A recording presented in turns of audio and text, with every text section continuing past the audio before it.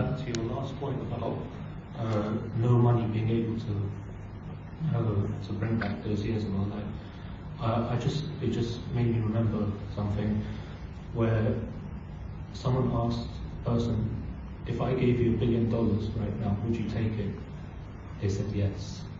They said, okay, if I gave you $1 billion right now, but said tomorrow you can't make up, would you still take it? You wouldn't take it. So no amount of money would bring back those 15 years of life. Time is more precious than money. So yeah, I think the only way, the thing which is more important than money is getting the justice. The way that they even do the recompense or compensation, whatever you want to call it, I mean, have you found that it's been a really grueling, brutal process? Because a lot of people have said to me how they have to keep doing work, check this, do that. So it's quite a lot of pressure, isn't it? Even just to get to that point. Yeah, it's an everyday thing. Yeah. It's not just an hour or two of your day. It's an everyday thing, and it gets tiring. Yeah, yeah, yeah. Which is what Rafa was talking about, that drip, drip, drip, not being able to move forward. For them, it's work.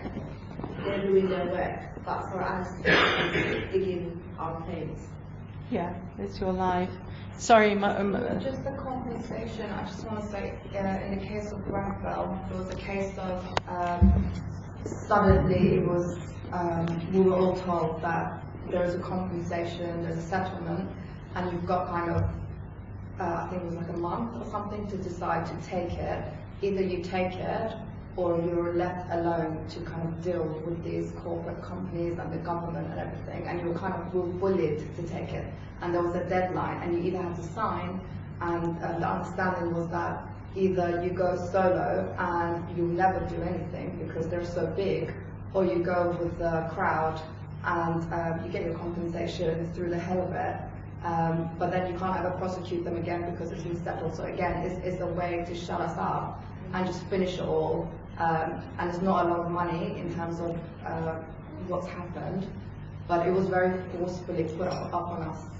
And the biggest one, we had no idea how much we would get up, but then the basic, when you look at the cases, it was like 20 years, somebody couldn't work and has gone to prison, that lost their young life, is really not that much. It's the same, but you know, it gets seen differently in the media. So the one of the things that came up is that obviously, as you were saying, in the United States there are consequences. You go to jail, you pay massive compensation, damages.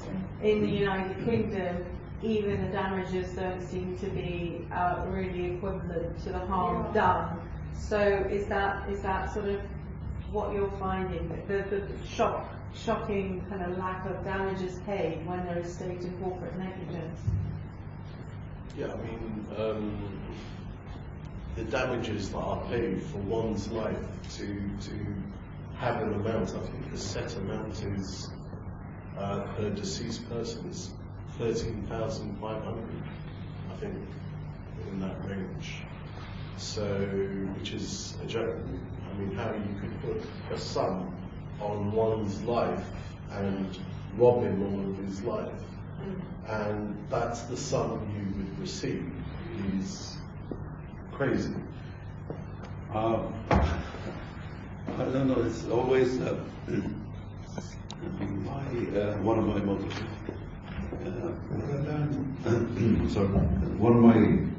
One of the motives that I learned from across the pond, the Americans quite often say, if you settle for it, you deserve it. I don't think we deserve this. We're not going to settle for this. And we want a cultural change. We want to change in the attitude, in the culture of the way authorities go about their business. And this is a benefit of the country. Not just a few people who have been affected by disaster, but in the areas where kind of, if we don't make change in future, this would revisit us and haunt us. Because there's, of course, the Windrush people. They called this morning saying they wanted to be here, and could they come to the next time that we'll meet? There's contaminated blood, so these things keep happening, and there will be, as one of the other families said, there will be another Grenfell. It just might not be a fire, but it will be another big disaster. It wasn't the first, it won't be the last. So maybe it's this is a sort of quite good forum for you all to be talking to each other and sharing with. Is there anything that you want to say in summing up? And what you would like? What would make a difference? What would give you hope?